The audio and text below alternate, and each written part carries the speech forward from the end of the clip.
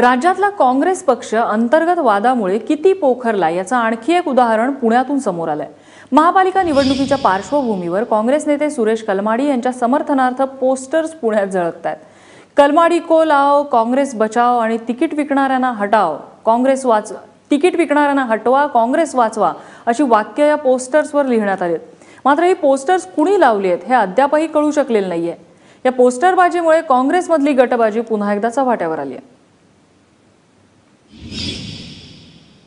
ऐन निवडणुकीच्या धामधुमीत पुण्यात एक वेगळ्या पोस्टरची चर्चा रंगू लागली आहे। चौकांमध्ये हे पोस्टर पाहायला मिळत आहेत। या ठिकाणी तुम्ही पाहू शकता, कलमाडी लाओ, काँग्रेस बचाओ असे पोस्टर या ठिकाणी लावण्यात आलेले आहेत। त्याचबरोबर तिकीट विकणाऱ्यांना हटवा, काँग्रेस वाचवा असे देखील पोस्टर या ठिकाणी लावण्यात आलेले आहेत। हे पोस्टर कुणी लावलेत हे अद्याप स्पष्ट झालेले नाहीयेत। काँग्रेसमधूनच जे नाराज एक गट आहे त्यांनी लावलेत का विरोधी पक्षाच्या लोकांनी हे लावलेले आहेत हे अजून देखील स्पष्ट झालेले नाहीयेत। आपल्या सगळ्यांनाच माहिती असेल की कलमाडींना राष्ट्रकुल क्रीडा घोटाळ्यामध्ये आरोपी निष्पन्न झाल्यानंतर त्यांना काँग्रेसमधून 6 वर्षासाठी निलंबित करण्यात आलेलं होतं।